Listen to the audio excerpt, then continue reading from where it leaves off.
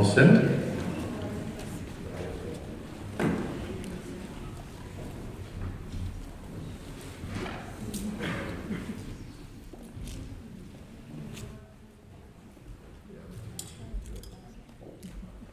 Okay, hey, welcome everybody to Lake City. I'm Chris Leverson. I'm a 20-year resident of the neighborhood, and I manage the Build Lake City Together program, which is a business support and community building initiative of the Children's Home Society of Washington. Just a couple of quick housekeeping things. Bathrooms are located back from where you entered, so just in the lobby there. That is also your best exit. In case of emergency, we do have exits to my left and right there. I have the pleasure of introducing our moderators for this evening. With us tonight, we have Kayla Harstead. Kayla is Turtle Mountain Chippewa and Assiniboine. She is 19 years old and a sophomore at the University of Washington. Her intended major is political science and policy. Kayla is an intern at the Urban Native Education Alliance and has served as a special project intern for the past 3 years. She's also a Blue Ribbon Scholarship holder. Welcome, Kayla.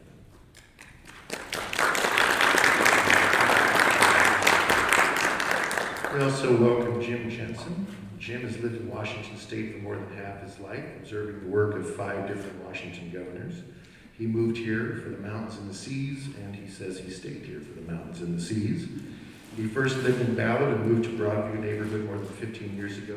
He's actively engaged in neighborhood planning in Ballard and volunteered in many roles with Groundswell Northwest, which builds parks and open spaces in Northwest Seattle. More recently, he volunteered at the Broadview Bitter Lake Community and Northwest District Council groups. Welcome, Jim.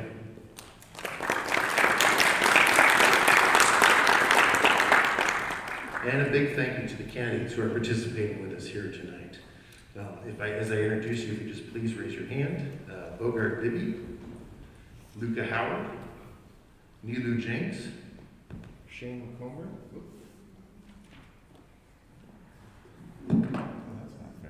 Shane McComber, Rebecca Williamson, Kathy Moore, and Christian Obesona.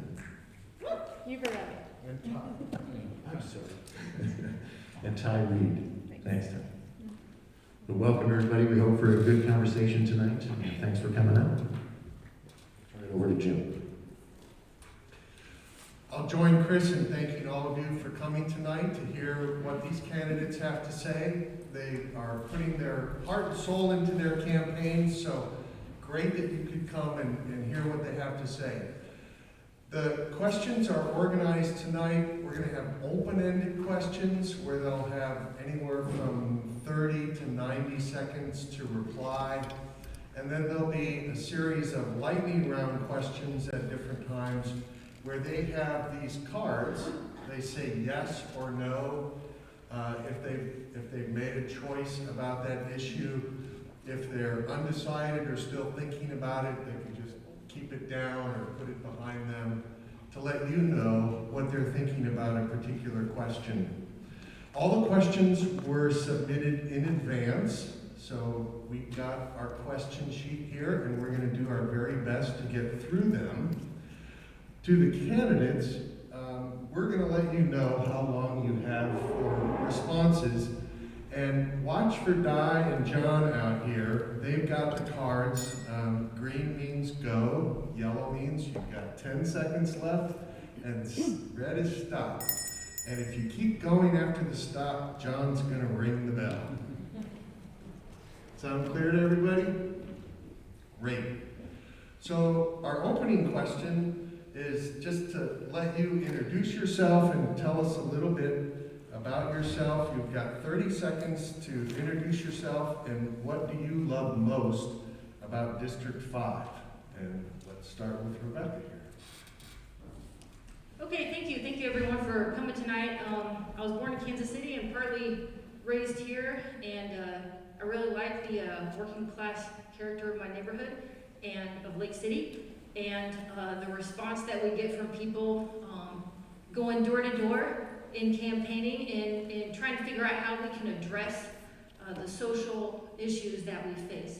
Thank you.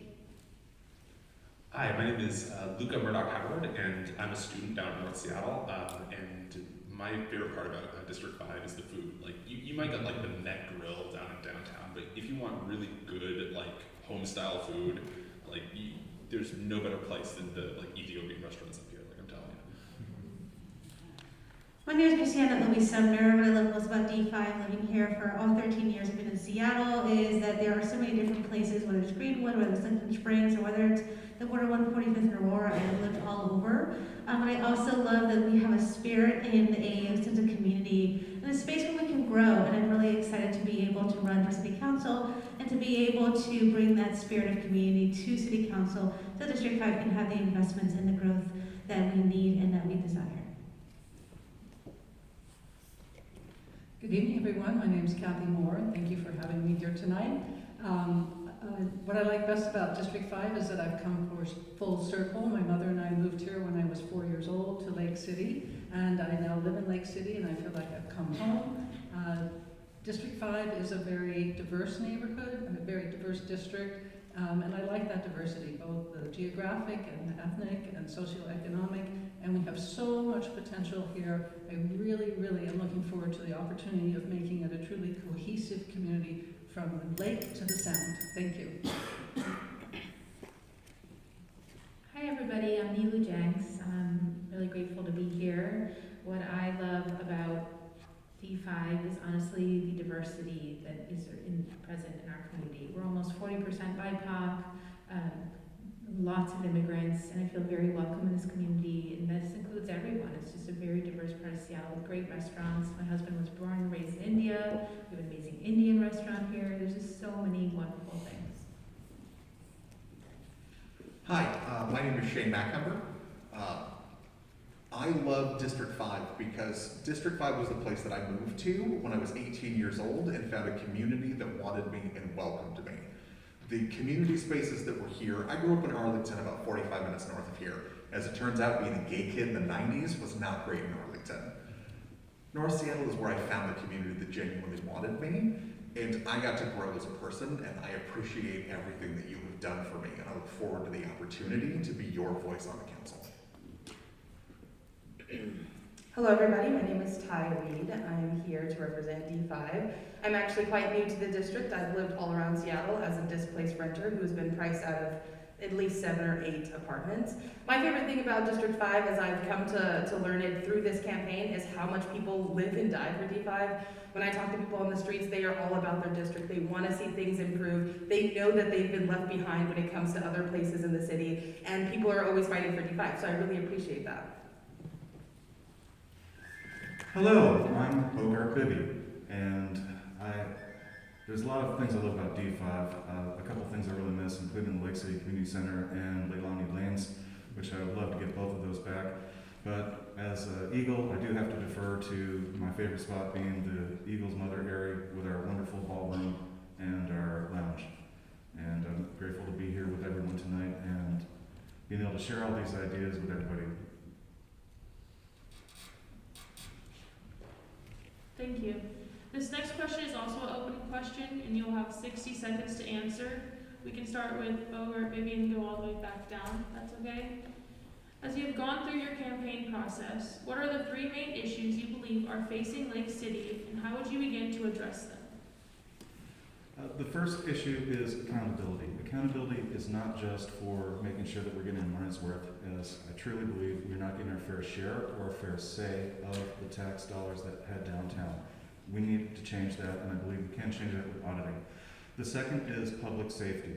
The current situation is not the Seattle I know and love, and that I've been in North Seattle for almost 25 years. It's unacceptable, and accountability needs to be on a personal level as well. The third is homelessness. We need to do more to look at cost-effective solutions. Especially, I'm a firm believer that if you do not have a smartphone with internet access, you are extremely vulnerable in our society. It is one of the most cost-effective ways that we can give people opportunities to learn and teach themselves skills, to connect with loved ones, and also get access to services. One of the things I'd love to see is an app by King County where there is real-time information on where kitchens are available, where beds are available, that everyone can see in real time. Yeah, I would say the three things that are facing Lake City in terms of problems that I hear at the door and on the street are homelessness, housing affordability, and the number of vacant houses in Lake City in particular. In terms of abandoned houses, I would either like to find folks for those or buy them up as city to actually be able to develop social housing on there so we know we have permanently affordable housing. When it comes to affordable housing in general, I would like to rezone parts of the city so that we're able to build up everywhere. We're only able to build up in a few spaces. This is why you're seeing a lot of displacement across the country in general. We have not built up to the scale that we need. And lastly is homelessness. I would like to end the sweeps because rather than actually getting people inside, what you're seeing is a worsening crisis across the city as people are being shuffled from one place to the next. We need to get people stable so that we can get them inside rather than just shuffling back and forth with no answers. And so I would focus on stopping the sweeps, implementing social housing as much as possible, and actually using the derelict spaces that we have right now.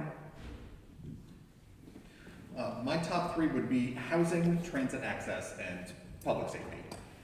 Housing is the underpinning for the majority of most of the issues we're running into. As a realtor, I've been listening to discussions about the fact that region-wide in the next 10 years, we're about 1 million units of housing behind where we need to be for everybody to have a house.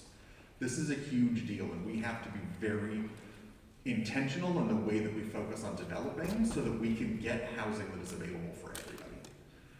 I'm a big supporter of Alternative 6 for our comprehensive housing plan so that we can build the density we need around our transit systems.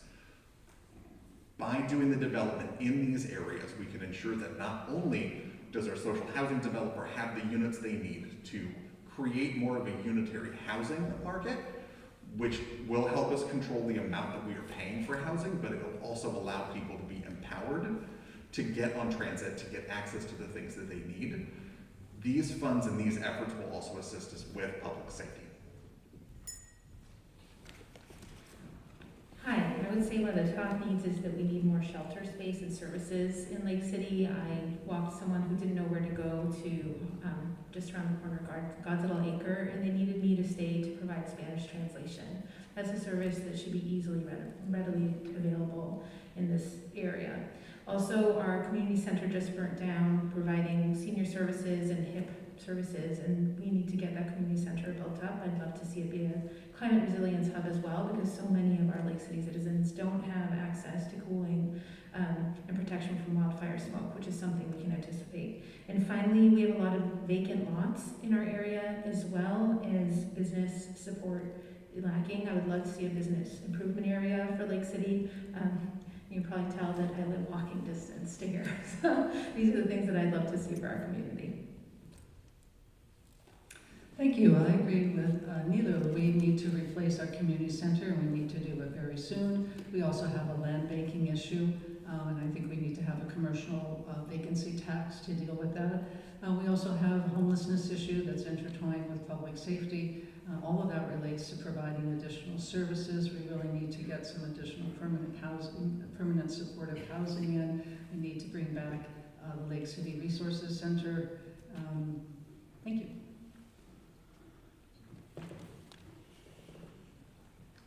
One of the first things to talk about is that Lake City needs to have more resources and investment in a lot of these areas, whether it's making sure the vacant lots are actually going to have social housing, social services, rebuilding the community center, or any of the other gathering spaces. We need to make sure there's actually resource investment.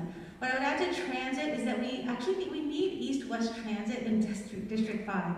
I lived on 145th in Aurora, and it was harder for me and longer for me to get over here to the Azelles than to go all the way downtown. So we need to have someone who's going to advocate for that to be put into place, and we need to make sure that we address the fact that Lake City is not just a space that, a neighborhood that has a lot of gathering spaces in sort of a community, but also a lot of really small businesses. So as a small business owner, I would also want to make sure that the businesses who are sort of making those $8 million plus a year are going to pay their fair share, but the smaller businesses like us who are making less than what we can is going to be able to have the support we have. Hello. I think the three biggest issues that Lake City needs to deal with are one, and probably above all else, homelessness, which is really sort of three issues wrapped into one. It's a mental health crisis, a drug crisis, and a cost of living, and those have their own solutions, which are investing into rehab and the unified care team, and making sure that mental health care, hospitals, and care centers are invested into, and of course social housing. But that's again just one of three issues. The others I think are vacancy. I agree with Ms. Moore about how you need to do a commercial vacancy tax, but I actually think that she doesn't go far enough, and that she should also tax commercial vacancy, because the many corporate landlords who actually take rentals off the market so that they can price gouge, as well as housing affordability and investing into the Seattle social housing developer, and so everybody can actually have a home in Seattle. Thank you. Okay, thank you. I neglected to mention, I work as a railway switchman for BNSF, that's my job, and I'm a member of the Socialist Workers Party. And I don't think that there is a D5 solution or a Seattle solution, so you're gonna find a lot of my questions, or a lot of my answers will be more what I do think it is gonna take, and it's gonna be bigger than what we can do here. Including the social and moral crisis of the capitalist system that is manifesting itself in a number of social markers, including homelessness, the increased drug use, the shorter life expectancy that we're seeing, the maternal death rate, all these social markers. And it's going to take building a massive working class movement, building up the unions to begin to answer the social questions that we face. Thank you. Thank you, everyone. Let's mix it up and let's have Lucas start this next one, and then we'll come back to Rebecca. This is an open-ended question, and this one you'll have 90 seconds. It's a long question and a big issue. So 33rd Avenue runs adjacent to this building. The area from 125th to 130th has a high concentration of immigrants, refugees, children, seniors, and people living with disabilities, especially living below the poverty line. But it's also been challenged for years with very active drug use and sex trafficking and people in crisis without shelter. Have you had a chance to visit 33rd Avenue? And what steps could be taken to help the situation of having placed our most vulnerable populations at odds with each other for the needed space and services? Well, that sounds like it's sort of two questions wrapped into one. Just one, have you visited 33rd? Of course. I mean, I've lived in D5 all my life, and I've gone to all the different businesses in Lake City. They're all very nice, and I do think that there is a massive crisis of housing as well, though, which is everybody's contending with space, and there is just there's too many single-family housing zones. There's not enough affordable housing options. Lake City and Aurora are some of the last places in Seattle that your average Joe can actually afford. And what I would do is I would invest in this Seattle social housing developer to provide affordable housing for all of the different folks in Seattle, that seniors, students, blue collar workers. But also, I would make sure that there is more upzoning so that there'd be more just general development, and so that there's just more housing for everybody, more space. Thank you. Which way should I pass it? Goes that way. So yes, so the first question, yes, I have, came to 33rd. Before I was a consultant, I was a direct social service worker, specifically in housing. So there was a lot of times either I was bringing clients here to look for housing, or I was coming here to look for my clients. What I feel like is really sad is that there has been some improvements, but not as many as I feel like there should have been while I've been in my own business for the last 5-6 years. I feel like a lot of what's important around that is that we need to also see the folks who are outside, in addition to the elders, in addition to disabled folks, in addition to all the folks who are talking about inside. The folks who are outside also need to be inside. What that means that we need to have increased housing that is social housing, that is going to be affordable, and we need to have increased services. What we also have to remember when we talk about having increased services is that we have to have a thriving, not a Seattle wage for the people who would actually make those services run. And social services is one of the highest attrition industries in the city. And so we know we need that support, not whether it's permanent supportive housing, whether it's scattered sites, which is sort of the private housing market, whether it's going to go out and help folks to get the services that they need. We need to make sure that we are actually paying attention to the labor of what that means, and that those folks are able to live in the city as well. So I think that it is a complicated issue, but there's a lot to say, but that would be where we would start, and then we would sort of expand from there. Thank you. Yes, I actually volunteer for the North Helpline Food Bank, and so I drive down 33rd every week, and so I see the people of God's Little Acres. I also participated in a ride-along with the North Seattle Police Precinct, and we were, I think it was about 2 or 3 in the morning, and there were a lot of people outside there. We had no place to go. And I think this is really an unfortunate problem in that we have so many of our communities that are pitted against one another. We have our immigrant and refugee communities, when we have our elder communities, we have veteran housing right next door to God's Little Acre, and we sort of, for lack of a better word, have kind of ghettoized these communities. And so that's part of the reason that I think it's important that we I would support a Alternative 5 and the comp plan is just providing more housing. But we have to look at what is the type of housing we're providing. The people of God's Little Acre, they need permanent supportive housing. They need caseworkers to be working with them. We need to look at increasing behavioral health. We need to have lots more access to mental health care. And that doesn't necessarily mean people have to be in a hospital, but they need to have case managers and they need to have transitional housing that they can be in. We also need to have on-demand walk-in drug treatment, and that is incredibly important. Thank you.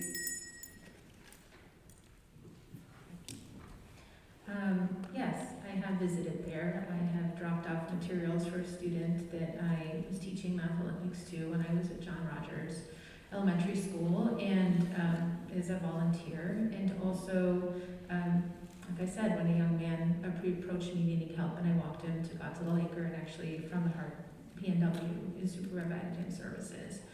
The reality is there's a lot of things going on there, including the food bank, and one of the most important things I think we need to do is change our regional approach to homelessness and build a lot more shelters and get people into shelters, transition shelters, work with people with lived experience to see what accepted shelters there are, and build a lot more for people up on the north end. We are lacking beds and people have nowhere to go, and that's what we are seeing. And I think we can also agree with on-demand care for opioid and fentanyl addiction, especially fentanyl. There's no way anybody can get off on their own. So I would like to see an overdose clinic in Seattle where people can be taken to receive those kinds of services and support, as well as a behavioral response team for people who need help on the street, knocking on many doors and people are afraid to call. They don't know who's going to respond. So I think it's just a three-pronged part, more shelter, help for opioid and fentanyl addiction, and So I am familiar with 33rd. I used to live on the second floor of the Solara building, so I had a view of it every single night for a year. So I am well aware of the things that occur on that street. And one of the issues that we run into on 33rd is many of the individuals there are concerned that they're not going to be able to have access to some of the services that are there. There's an unspoken redlining that's occurred that has pushed so many things into that neighborhood that should not have been put on top of each other, but nobody else had a place where they wanted them to go. I believe that we start addressing this by working with our social housing developer to build the housing that we need to get people housed, and we also ensure that they have transit access so that they aren't so scared of being completely unable to access the food bank and other resources that are located there. We also have many people there that are struggling with behavioral health and addiction issues. And in those regards, we need to ensure that as we work and we get them into housing, we also have the wraparound services to support individuals after they get out of housing. Many individuals, when they get into housing, the only thing that they know is the most recent culture that they felt supported by, and many times it is the spaces that exist on 33rd. Support and wraparound services help those individuals break the cycle of ending up going back into the behaviors that resulted in them becoming unhoused in the first place. Could you repeat the question for me, please? Sure, so 33rd Avenue is adjacent to this building. The area from 125th to 130th has a high concentration of immigrants, refugees, children, seniors, and people living with disabilities and living below the poverty line. But it has also been challenged for years with very active drug use and sex trafficking and people in crisis without shelter. Have you had a chance to visit 33rd Avenue? What steps could be taken to help the situation of having placed our most vulnerable populations at odds with each other for needed space and services?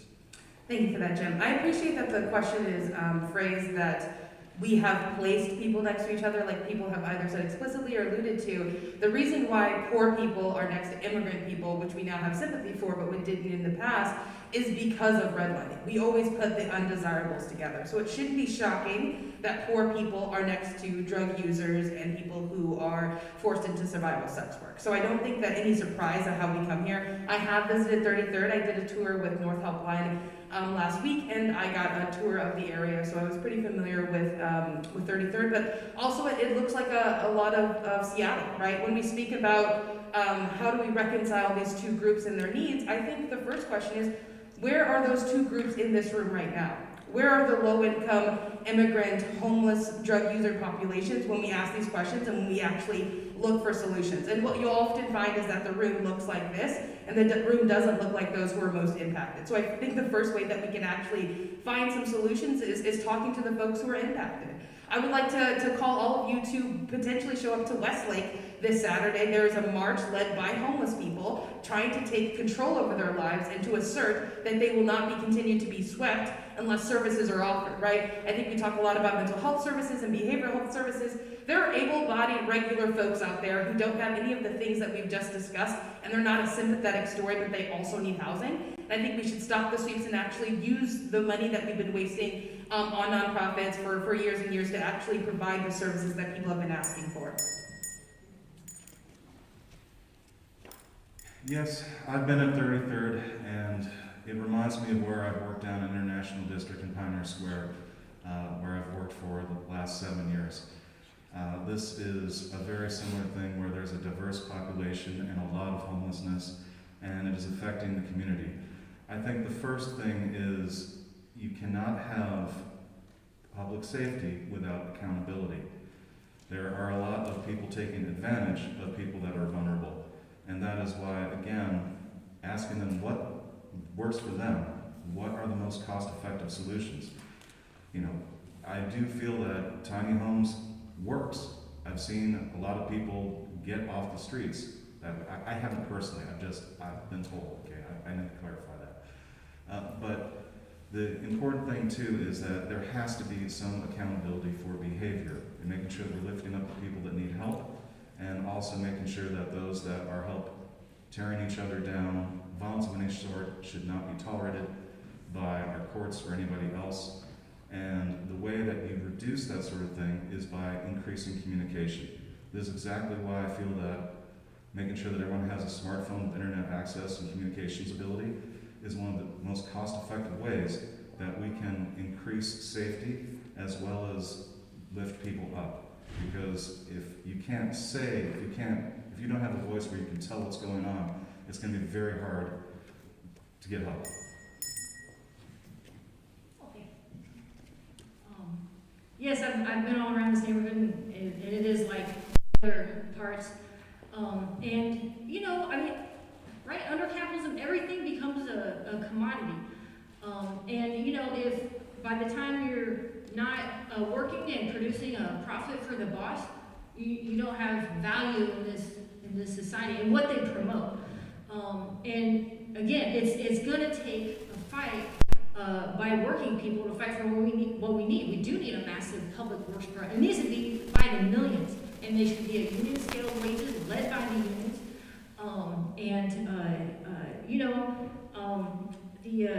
To fight for decent wages and to build a housing that's quality, and affordable, and daycare centers. And a lot of these social problems fall on the women. We need a base wage for working people. I'm not talking about a minimum wage. I'm talking about a wage, because I've had many coworkers, for example, when I worked at Walmart in Federal Way, that worked full-time and either lived in their car, or a number of coworkers on food stamps. So you see how the capitalist system just subsidizes these low wages, and history shows us it's only through our collective struggle on the job and in the streets and with our allies such as farmers that can win. Thank you. This next set of questions is going to be our lightning round questions. And the first one is, there are more dogs than children in Seattle. Seattle has more than 300 play parks and only 14 dog parks. Many of their remotes, such as Magnuson Park, North Acres Park, and Golden Gardens. It defeats the walkable 15-minute city if dog owners have to drive to let their dogs run. Will you add to the comprehensive plan a planning goal of a dog park within 10 minutes walk of every urban village?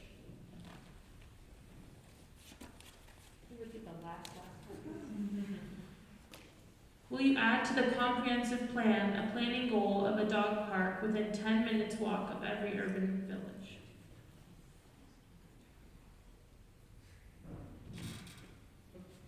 Everybody set there? Good. You can lower your cards. The next lightning round question. Would you sponsor amendments to the recently passed tree protection ordinance to better protect trees in development, such as eliminating the 85 to 100% lot coverage allowance? Could you repeat? Yeah, could you repeat that? I'll repeat. So there was a recently passed tree protection ordinance. The question is, would you sponsor amendments to that recent tree protection ordinance to better protect trees in development, such as eliminating the 85 to 100% lot coverage allowance? And you don't have to answer. What's the fun in that, Renee? Everybody had their chance? Okay, thank you. Much of the new development that is being proposed for Lake City does not include parking, while recent changes in public bus routes through Lake City have left many riders with fewer options. Do you commit to work with King County Metro to restore and enhance frequent, reliable bus and transit service to Lake City?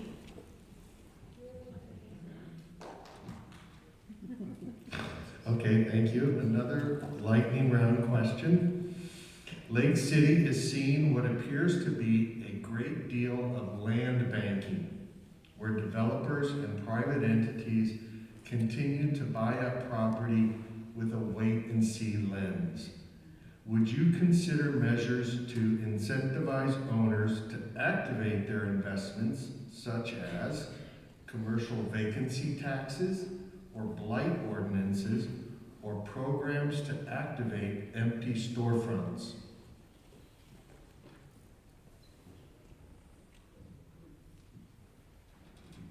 Okay, thank you. Our last lightning round question for this section is, would you provide programming for seniors, youth, and community meeting spaces at the Seattle City or Lake City Community Center?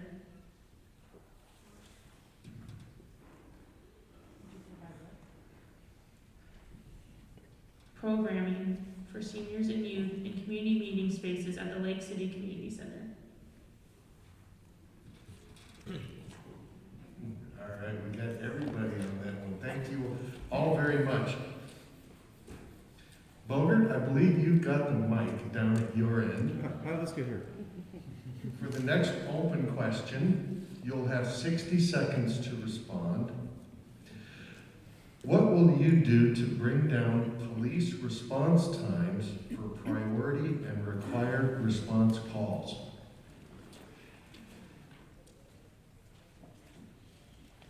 First off, I want to mention that we spend an enormous amount of our taxpayer budget on overtime for the police. So this is ridiculous. We need to have enough police officers where we don't pay that 50% surcharge per every police hour. So increasing the department to a point where we can eliminate the overtime will help. We also need to make sure that there's a proper distribution of police resources throughout the community so that they can get to locations faster. I'm open to putting a new station on Aurora or over here or wherever that the community feels that it makes sense.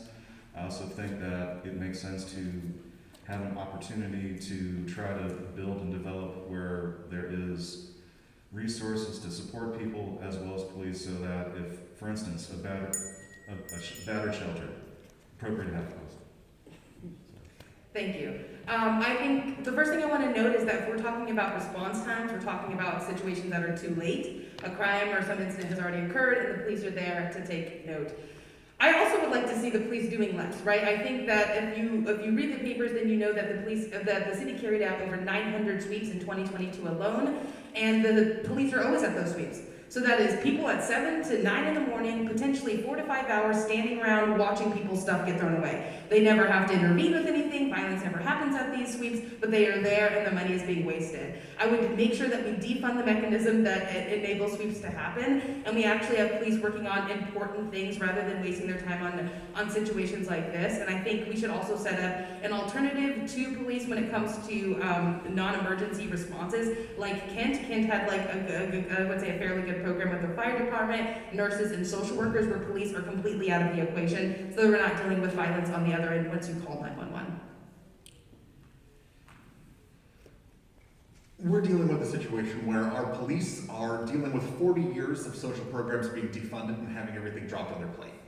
So they're responding to mental health resource requests, they're dealing with petty citation, they're dealing with traffic enforcement.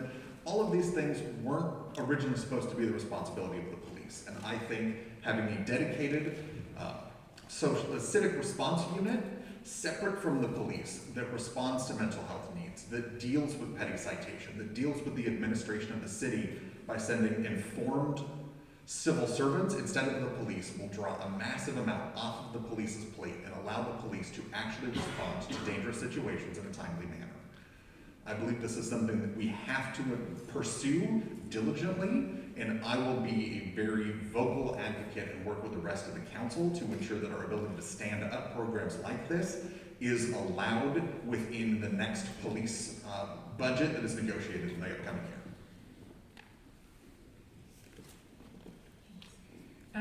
We're facing a state and national crisis in hiring police, so we have to accept that we aren't going to be hiring more police to solve these issues. We need an alternative response for behavioral health, and also we need to look at the roles of police. Do they need to do traffic? The policeman at the ball game was at the Mariners game. We need to make sure that they can prioritize the calls that they need to get to, like the mass shooting that happened in front of my house at Sandpoint. And also, I think a lot of people are driven to petty crime or other, struggles because of their needs not being met. And this goes back to my idea of right to shelter. We need to get people off the streets and their needs met. And I think that would also help us with our response times. Thank you.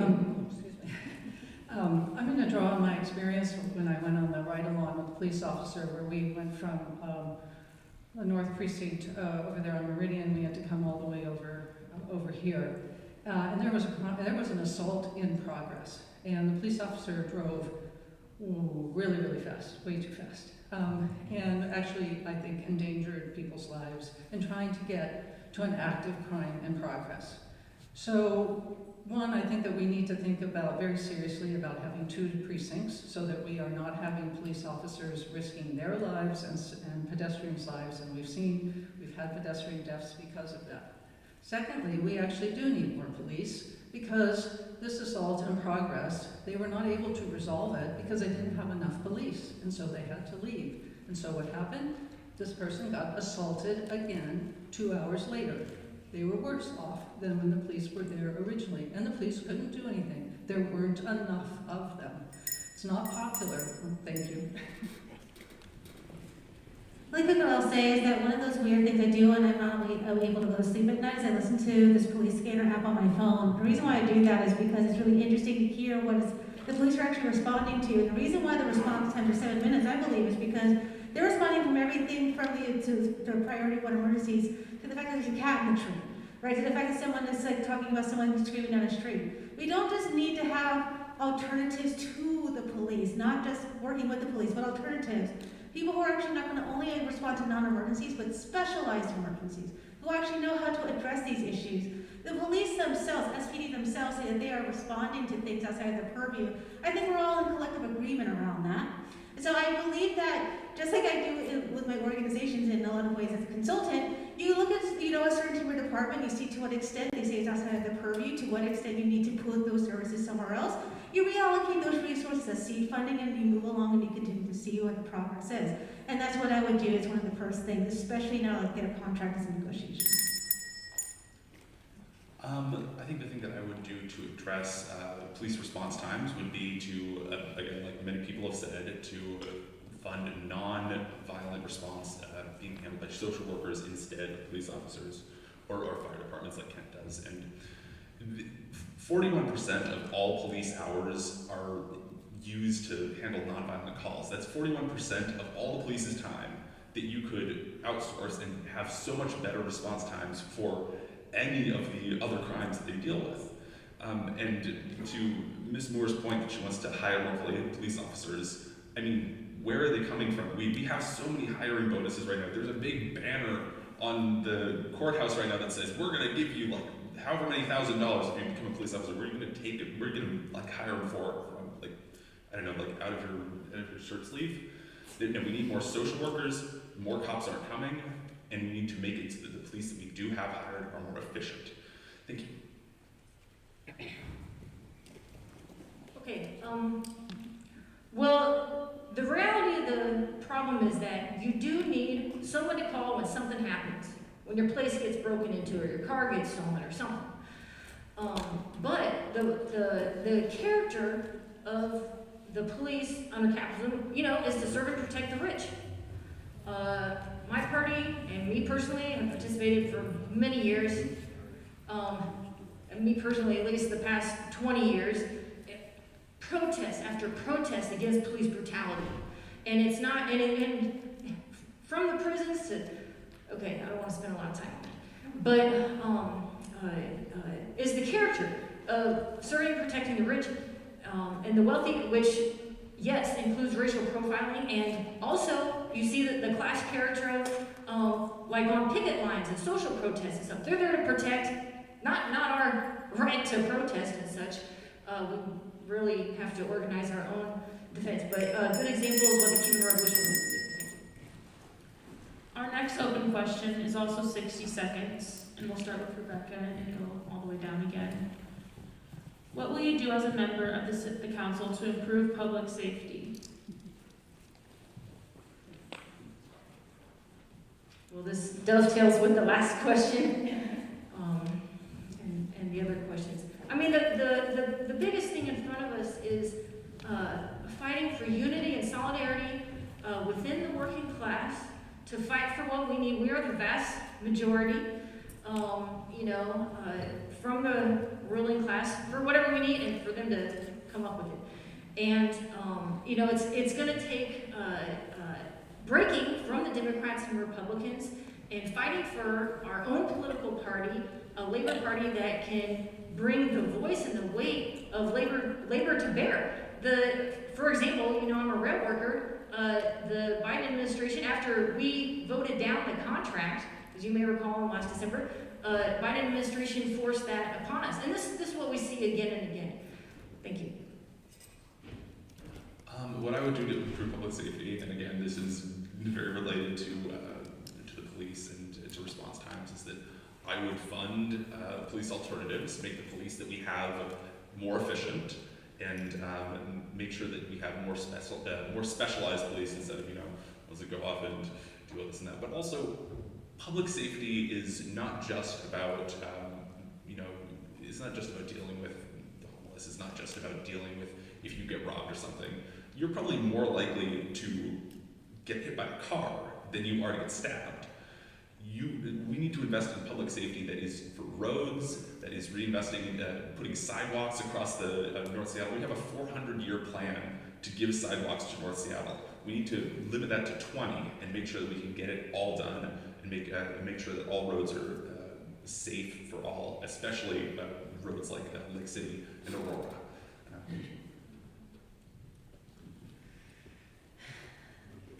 Yeah, so relative, just to continue off, I guess, I really want to be clear when I say specialized emergencies, I don't mean specialized police, I mean literally alternatives to policing that is going to actually speak to those pieces.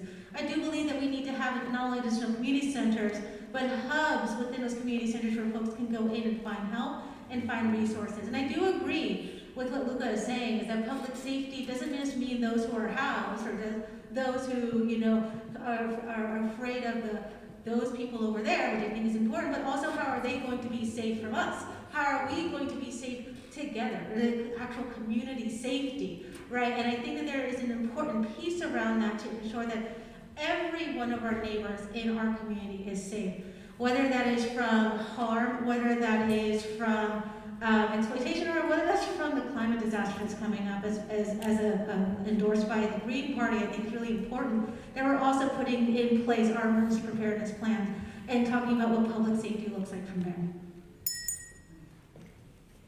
Thank you. So in addition to trying to bring in more police for violent crime and to reduce response times, I do think it is incredibly important to have an alternative civilian responder force. And what I would like to do is expand our community service officers. I think that while we're waiting for the pipeline to fill up, that we have community service officers out there who are able to be in the neighborhood, to create connections with neighbors, where neighbors feel like there's somebody there that's paying attention, that they can reach out to, they connect people to services. They also kind of have their eye and ear to the ground so that they can anticipate if there are issues coming up. Another huge issue that we haven't even touched on is the epidemic of gun violence that we are dealing with in our city.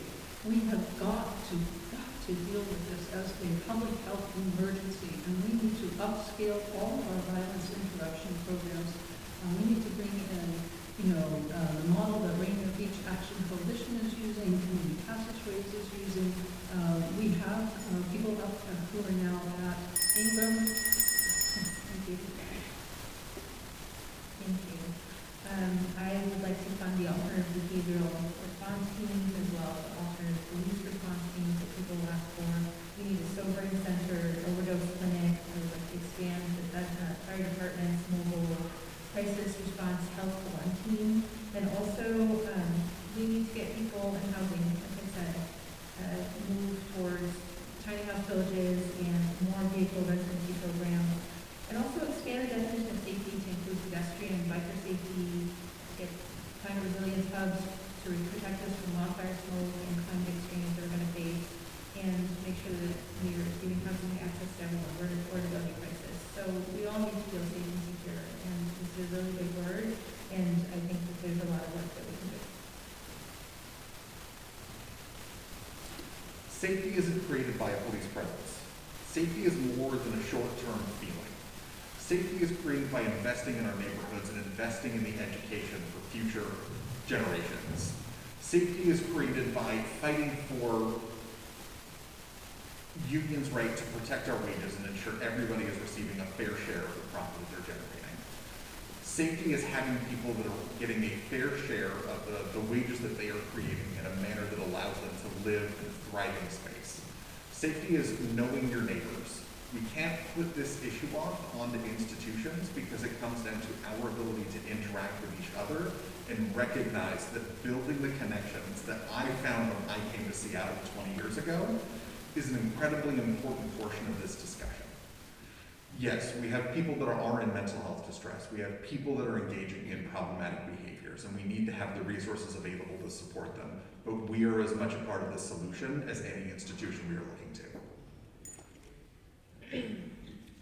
When I think about public safety, I again reference the number of over 900 sweeps happening. That is more than 2.5 sweeps a day. And research has already shown, I don't know if you all read the papers, again, I only read stories about homelessness, that people are 3 to 5 to 10 times more likely to die of an opioid overdose when they have been swept or when they've been recently incarcerated.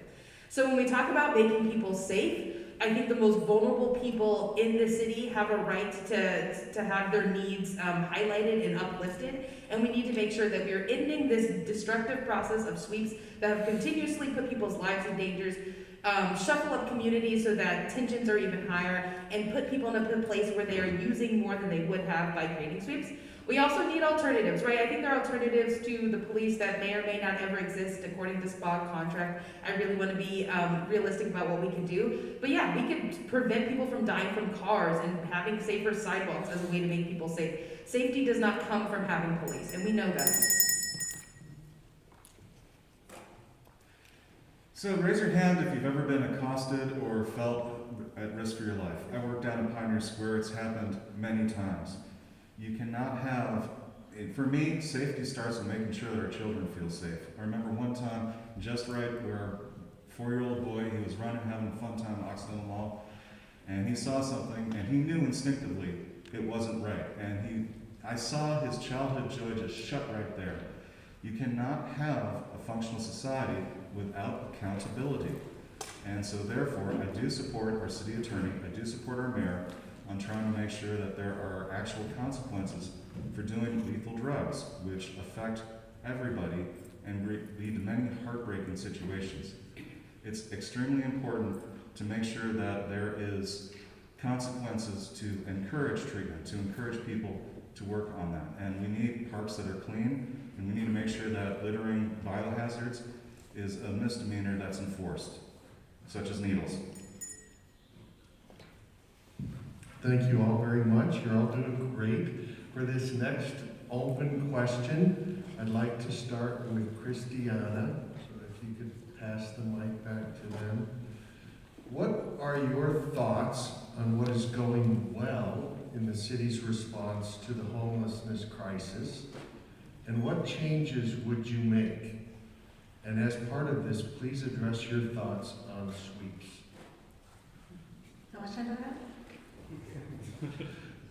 What are your thoughts on what's going well in the city's response to homelessness crisis? And what changes would you make? And address sweeps as part of your answer. 60 or 90 seconds. Oh, 90 seconds. Okay, cool. Let me just start off by saying I do not believe that we need to have the sweeps at all. I think the sweeps are violent. I think the sweeps are a use of funding that is not going towards any sort of sustainable outcome. It's only going to move folks around. We actually need to do something about it. So you might be hearing me say on my campaign trail is having upstream solutions to effective, sustainable, and collective downstream results. What I mean by that is whatever we're going to do, we need to do it as far upstream as what's actually going to work and make sure that it works sustainably. Make sure it's effective. Make sure it's a long-term solution, right? So in some cases with city council, I think, what they're doing well is that they're talking about it and they're acknowledging the fact that this is an issue. And I think that the city has, like I said, as a former social service worker who has worked for nonprofits who were being funded by the city or hospitals, I have spent a lot of time talking with these folks, advocating with these folks, hearing what they may be well-intentioned around, but there's a difference between being well-intentioned, well-aware, and well-executed. And so what I would change is to make sure that what we do is actually going to lead to the sort of long-term sustainable results we need, so we actually see progress. And that's going to mean having multiple pathways there. It's not just going to be a one and done, it's going to mean that we're going to have real investment. We're going to have to make sure that we are actually amplifying the voices and leadership of those most impacted, and that we are keeping folks accountable in more ways than one.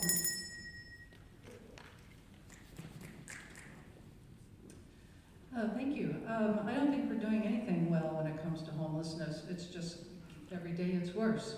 And I think we need to have a really honest conversation about what's working and what's not working. You know, we created the King County Regional Housing Authority with the belief that a regional approach would work. And I think theoretically a regional approach would work. If you trace the history of homelessness, it really started when the federal government started to defund public housing and also decided that people with mental illness no longer needed treatment and we can just put them out on the streets. Not that everybody on the street has a behavioral health issue, by far. That is not the case. Nonetheless, I think that we need to look at the VA model. The VA model has been incredibly successful. They have case manager wraparound services. They assign one person to the with initial contact, and they follow that person until they're housed, and they stay with them even when they're housed to make sure that they are getting the services that we need. Right now, King County Regional Housing Authority, they started out with that model. For some reason, they switched. So now you're rotating through case managers. People want to have a relationship with somebody. They're not going to work with you if every time you show up, it's a new person. So it's really important to get that sort of one-on-one wraparound case management services. We also, obviously, we need to continue to build a lot more housing. We also need, thank you. Thank you. You know, I'm really disappointed in our response. Homelessness in the last 10 years has gone up by 50% and we've only increased by 10% of beds. We need to do what King County is doing with the Health Through Housing funds. They're building 1,000 beds a year. We need to move to 3,000 beds a year, like I said earlier. Stop trying to get people into permanent housing and get them directly into shelter because a lot of the housing, when you do permanent housing, actually goes to people with instability around housing that can be provided for in other ways by paying utilities or car payments. We need to focus on the people living on the street. We're short by 7,500 beds or so. And so once we establish really quickly the beds, be they hotels, tiny house villages, or whatever that the King County Regional Homeless Authority was against, we can get a lot of people off beds. But we also need a system to track beds. It's really harmful how many people believe people are just rejecting beds left and right. And many cities have a way of tracking how many beds are available each night, and I want to see some system that tracks that so people can know that, so we stop having this harmful discussion about people just rejecting beds. And also providing people a sub-regional access to beds. So if you're in Lake City, you should not be offered housing in Kent, disrupting your access to services that you're getting from Seattle because now you're in a different city, moving you away from your homes, moving you away from your families. So, and also paying our caseworkers more so they can actually stay and build out response teams and grow knowledge instead of being on the verge of losing their homes themselves. As a mental health support worker, I can say that sweeping camps is nothing more than a performance of cruelty that doesn't actually achieve anything. The people that get displaced are now removed from the one location they have found a small respite for stability. They're also removed from the locations where their caseworkers know where to find them. And that means they don't know where their medications are, they don't know where their resources are going to be. They're now scared, displaced, unmedicated, and somewhere in the city where no one knows where they are. Sweeps make things more dangerous. This is a very significant concern, and I have talked to so many people who have shared their concerns with me about sweeps, and I hear the concern and the fear and the pain in your voice when you were discussing the fact that your children are having to see this despondence and this disparity in a way that is really traumatizing for them, and I want to make this better. But there is no magic wand that makes this go away tomorrow. We have to invest in our services. And I will say that some of the neighborhood outreach programs that have been spearheaded by Councilmember Strauss has been having some significant success in dismantling some of these encampments in a way that isn't sweeping them and is getting people into housing. We need to make sure that we are working with them to have wraparound services so that people that get into this housing are able to stay there in a meaningful way.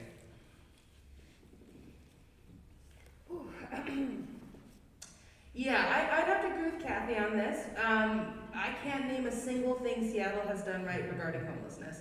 But I will say Seattle is not special in that. This is a national crisis, a county crisis, a state crisis. You're seeing more and more rural areas be very surprised by their own homelessness crisis, and they're wondering where it came from because there's no liberals nearby to blame. So, in terms of what I would do differently, I think a lot of things have been thrown out, but one of the things I'd like to emphasize, and I will correct Shane a little bit, because I actually probably am the only person up here who has been to a sweep pretty much every other week for the past year and a half. I go to sweeps and I serve folks living outside, and I've done it for 3 years. And I will tell you that people actually aren't being bounced around from neighborhood to neighborhood sometimes. They're often just being bounced from one street to the next. And I will correct and say, as someone who has served in D6, and I know this isn't my district, those people have not gotten inside, and a lot of those successful sweeps have actually been quite miserable failures, and I still see people from Bitter Lake who are not inside. I still see people from Ballard Commons who are not inside. So I would like to let people know that sweeps actually, even in their best case scenario where some people get inside, there are always people left behind. And because we are not going to rid ourselves of the problem of visible homelessness for so long, what we need to do outside of all of the services listed and all of the transportation listed is have mobile services. We need to go to where people are, providing gasoline, propane, food, parts for their vehicles, safe lots where people can actually park and not worried about where their cars are going. Seattle has spent more per capita than any other city on the homelessness issue, and the King County Housing Authority has been a complete disaster as well. This is exactly why accountability is number one, and leveraging the power of AI to go through our spending, our budget, and our expenditures, and seeing what programs work and cut the ones that don't. There are certain programs I'm in favor of that definitely do seem to work. There's others that we need to get rid of.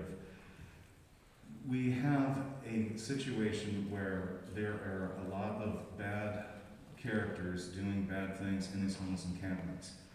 You know, when there's gun violence, when there's violence of any sort, again, without the ability to communicate, without the ability to get help and remove those violent elements, these camps are much, much less safe. And so that is why it's important, again, to enable everyone and empower everyone with having the ability to communicate, to reach out to loved ones. Where do all these lonely people, like Paul McCartney said, all these lonely people, where do they all belong? They belong with each other, which is why making sure people get connected with loved ones is extremely important. Making sure that they have an app on a phone so they know what services are available is important.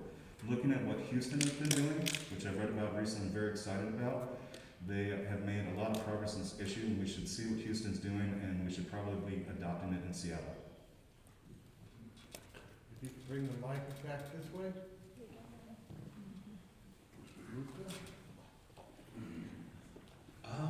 Can you read the question again? So, what's going well with homelessness? What would you do differently? And please address sweeps. So I think that I heard about 2 people say I think that the city has done well, and I actually am going to say that the Harrell administration has probably taken one good thing, which is that they funded the mental health care hospitals. We destroyed our last mental health care hospital in the 70s, or I think it was the 70s. But we should be rebuilding them. We should be giving care to the people who are mentally ill, because again, the homeless crisis is a mix of 3 issues. One, mental health care, which I think is somewhat being alleviated by the building of the hospitals. 2 is the drug crisis, which can be helped by funding the United Care Team, which is a bunch of social workers who go out and actually talk to folks in encampments and make sure that they are getting the resources that they need, whether that be rehab or other things. And 3 is, of course, housing. There's a lot of people out there who are employed and who are employed, but they just can't afford housing. They're living in their car, and we need to make sure that those people also have affordable housing that can be achieved through the social housing developer. Also, sweeps are the equivalent of setting money on fire, so. Okay, well, I think everyone can recognize that the problem has gotten worse. And it's not just in Seattle. This is a symptom of the worsening capitalist crisis. And, you know, the tearing apart of the working class families, the social markers that I mentioned earlier. I recently read an article that men of working age, the leading cause of death now is from drug overdoses. So the need to support these fights, like the UPS workers, the Teamsters, that might go out on strike, 340,000 workers, August 1st, would be important to support. The letter carriers, the nurses, those healthcare workers in Tukwila at the mental health facility, behavioral health facility that they're closing down. It's all about the profit. That's all they care about. So we have to fight for what we need. And it's the example of what is possible. Fighting for workers controlling the job. This can affect safety. It can affect the shoddy goods that we get and things like that. This is where our power is, and it's not going to be solved by some policy. In fact, a lot of this dependency makes things worse. A good example of when crime went down was when the civil rights movement. Thank you. Thank you. Our next few questions are going to be a lightning round questions. Would you have voted yes or no on Seattle City Council Bill 120586, Possession and Public Drug Use Bill, which would have been made the knowing possession and public use of illegal drugs a gross misdemeanor?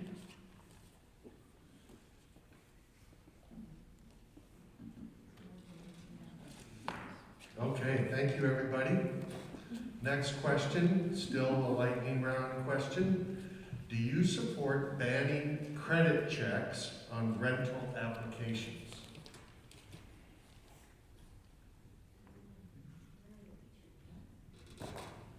Great, thank you. Our next lightning round is public safety in North Seattle depends in part on police showing up when we call them. North Precinct response times are the worst in the city. Would you champion 2 basic police precincts to serve Northeast and Northwest Seattle instead of one larger one? Yes or no?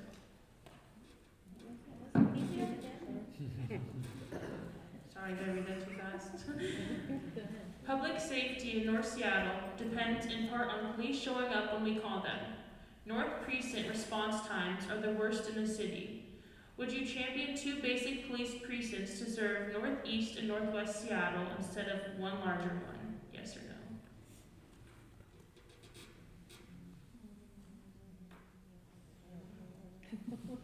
Okay, everybody voted, thank you very much. Keep those cards ready. Would you commit here tonight to holding in-person town hall meetings in D5? If you want to shout out how many, let us know. In person plus virtual because disability justice is important. Right on. Our next question is an open-ended question, and you have 60 seconds to answer. We can start with Ty Reed, and you can go to the left and then pass it to the right. Wait. Start here, then give to Bogart, and then come back again? Yes. Okay. Thank you. No worries. Lake City has very few opportunities for young people under 24 years old. And the voice of our youth is often not heard. What ways would you see youth being supported and engaged in your time as a city council member? Yeah, I think, is this on? Can you hear me? Oh, I think we did the wrong one. The wrong one. Oh, There's a light. Can you hear me? sorry. That's on better? Okay, thank you. Which ways would I support the youth? Okay, thanks. Yeah, I think one of the things that everybody will probably talk about is bringing back the Lake City Community Center. I think we need more community centers in the North End. The Lake City one is the only one that I'm familiar with, and it's currently, out of commission, and currently harming not just youth, but also elderly folks who use that. I think there are a few ways that the young people are disadvantaged in our community, and one of them is by our hostile architecture, right? There's nowhere to hang out as a young person outside. There are very few green spaces where you're not going to be considered loitering. The streets are extremely dangerous. I see young people getting off the bus, running across Aurora, an actual highway, just to get to work just to get to school or wherever they're going. And so I think that actually making this place livable for everybody makes it better for young people, right? I don't want to be like when I grew up, but I did grow up riding my bike everywhere in a smaller town. I did grow up walking by myself to a library, walking to nearby stores, and I just don't think that's possible when you have hostile things like a highway going through neighborhoods. So getting rid of highways, traffic calming measures actually help people.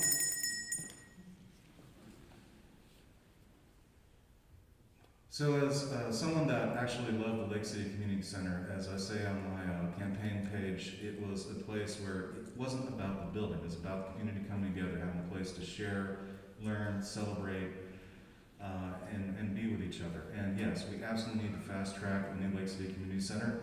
I'm also, I took my son to Leilani Lanes for bowling, and it's a tragedy that we've allowed developers to not have anything like that in their developments. I want to bring back Leilani Lanes and the Tiki Lounge and other opportunities so that there's recreation opportunities during the part of the year where there's nothing, it's just wet outside, it's just dark and cold. At the same time, we also do need more green spaces as parks and things like that.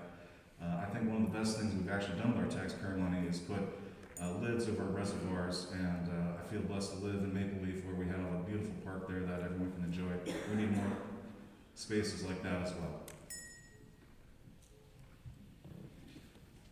Recreation for our youth is a huge problem because we have been extremely derelict in the way that we have funded after-school programs and other activities for students. In the way that we have cut these programs, we have ensured that there is virtually nothing for kids to do outside of their school once they are out. In addition to that, there's virtually no place that they can be that doesn't cost money.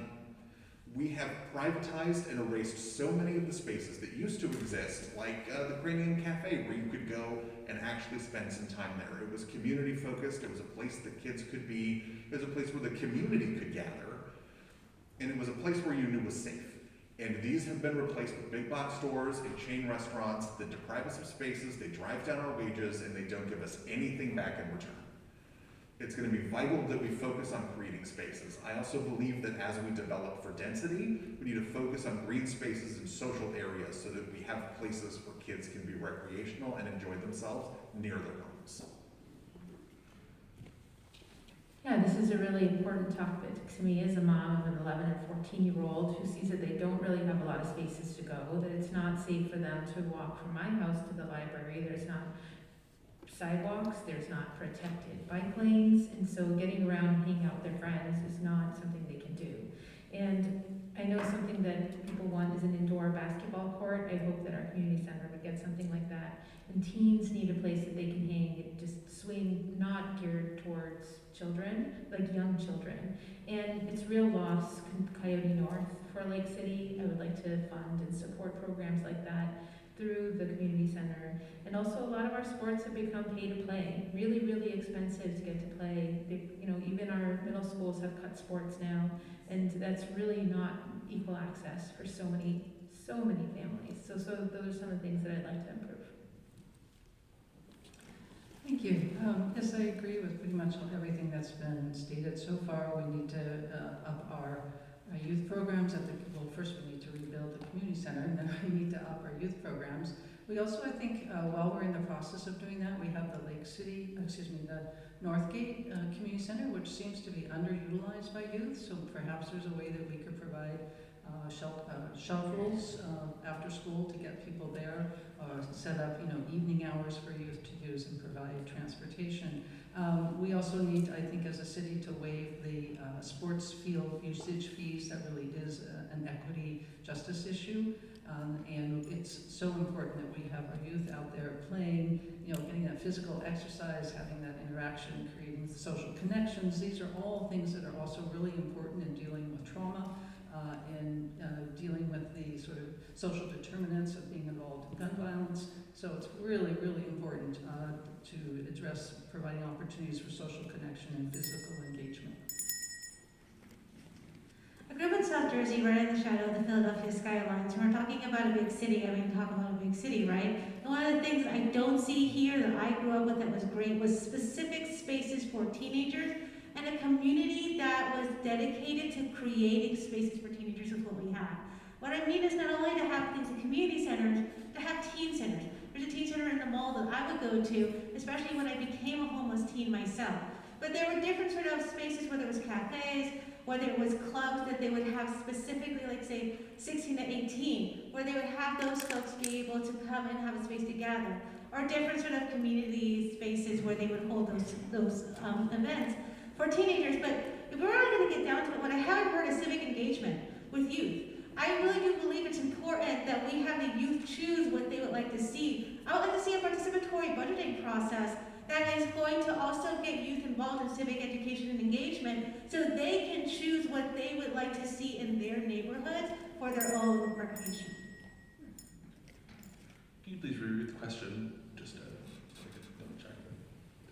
Lake City has very few opportunities for young people under 23 years old, and the voice of our youth is often not heard. What ways would you see youth being supported and engaged in your time as a city council member? I've heard a lot of, and as the youth, I just want to say that although, yeah, all those things are needed, if you really want to support the youth, there is 3 things, well, I'll give it 4 things that we want. We want less gun violence. We want climate action, so actually cut down on car usage, make it easy to get around with public transportation. And how many young people have cars these days? None. And also, please give us free education. I'm on the Seattle Promise, which is one of the few things that the Seattle City can actually do to make education more affordable. Please expand programs like that. If you're talking about youth opportunities, that is what you need. In fact, take all the investments that you're going to do in after-school programs and parks and et cetera, and please invest them back into municipal college, because that's the biggest expense that youth will incur, that and housing. So please fund housing. The 4th thing.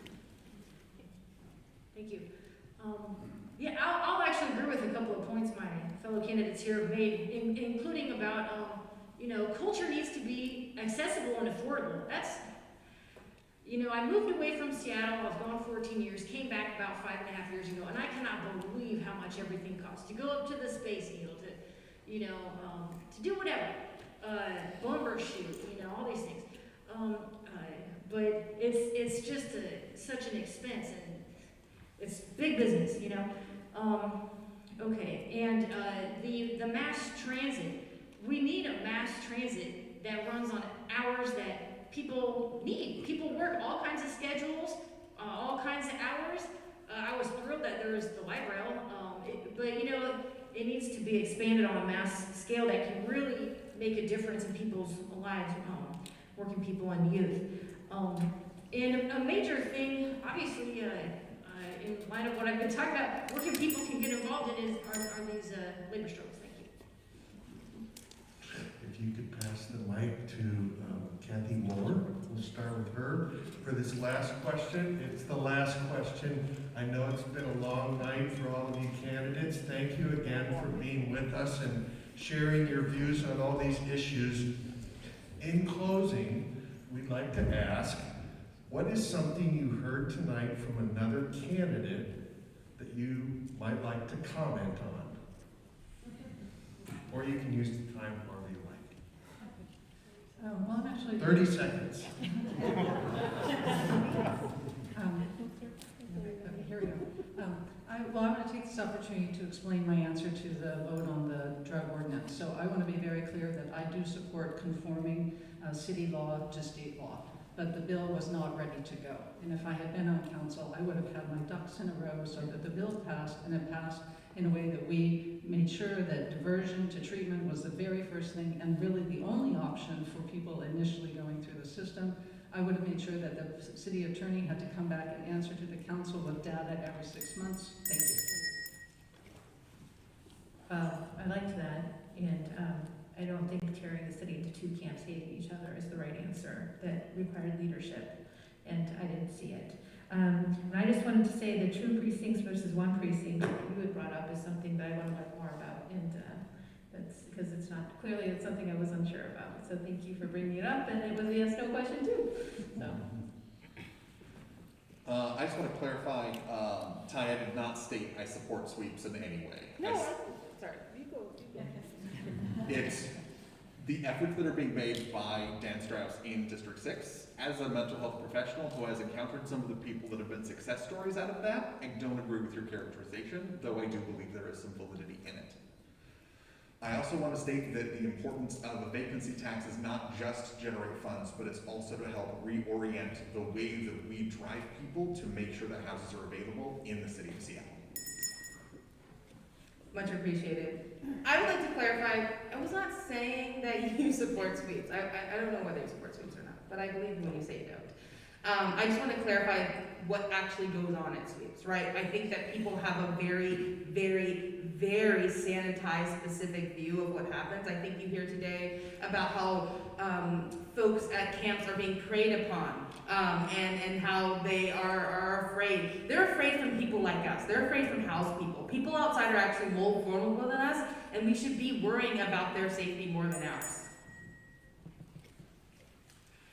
Well, another candidate said, I want to compliment Shane because to me, making sure that this city is a wonderful place to grow up, like my son experienced, like I did when I moved here earlier.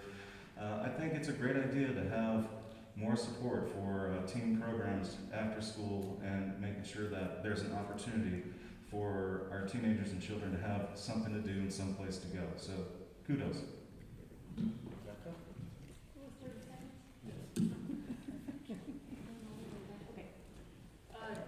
Well, I would just like to end on now is a good time to stand up and fight, and working people are feeling a little wind at our backs, as you can see around the country. The character of the demands by bakery workers, nurses, teachers, etc., against these tiered contracts and work schedules that tear families apart, and in standing up and defending our constitutional freedoms, which are under attack by liberal Democrats today. Thank you very much. Hi, and I want to end out by just doing a reintroduction. Again, my name is Luca Murdoch-Howard, and my three biggest priorities are funding the Seattle social housing developer, improving Aurora, and investing in a better public transportation system. And I just want to sort of reiterate that if you want to do one thing and advocate for one thing that will be good for the youth, it is please get the city council to expand the Seattle Promise program from 2 years to 4 years. That is thousands upon thousands of dollars saved for every student that goes to a Seattle high school. Last one. I guess if I was going to clarify anything, I would say, when I said the city council is well-intentioned but not well aware, well-executed, what I say by this is that what we're facing right now is a stall, or if not just complete breakdown of progress towards the community and the city, as well as beyond, that we would like to see, that we need. And it's because it's a really complex, multidimensional answer that you can't answer in 60 seconds. But you need someone who's going to be able to see that overarching picture and be able to hold the multi-dimensionality of that. And that's it. Thank you. So like Christiana said, it's really hard to express yourself in 30 seconds or 60 seconds. So please go check out candidate websites, call them, email them, find them in locations where they're visiting, and ask them for more information. How about a big round of applause?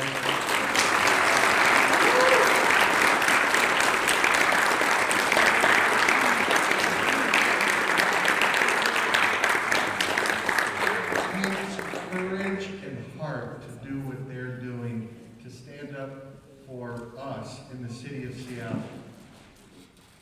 Renee? Thank you. Sorry. I don't want to be on camera. Anyway, so my name is Renee Skaten, and I just wanted to just say thank you to everybody who came tonight. I'd like to say thank you to Kayla and Jim for moderating.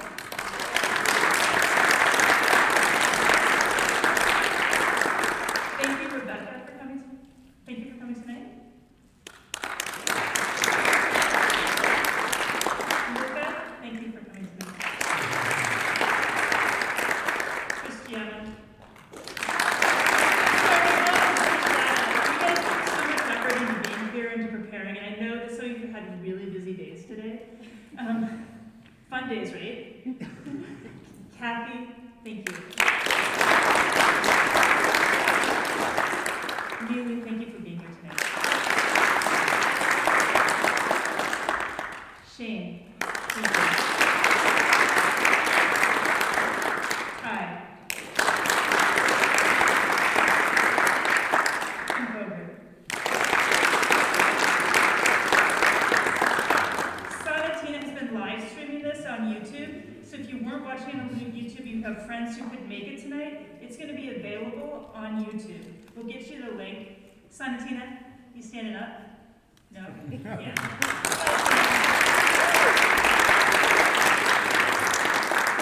Chris, can you stand up, please? Chris, thank you. Volunteers who've been working since November to plan these events. Can you stand up if you were one of the volunteers who helped plan these?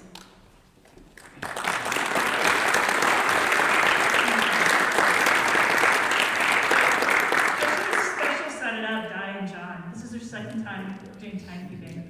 There's going to be one more forum, and that's going to be July 12th. It's only Zoom, and that's going to be, it's a direct link, so we'll get you the link to that.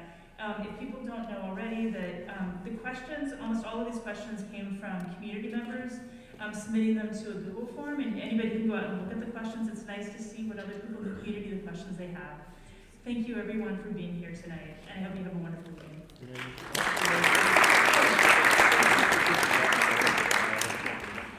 If you didn't hear your question asked tonight, go and visit the YouTube channel for these events, because the last sessions had a lot on transportation and Aurora, and the Zoom one coming up will have a completely different question. Sorry, and then Mike, can you raise your hand? If you have any feedback, if you liked or disliked what we're doing, or you have questions or comments you want to give us, Mike has some index cards you can send us some notes.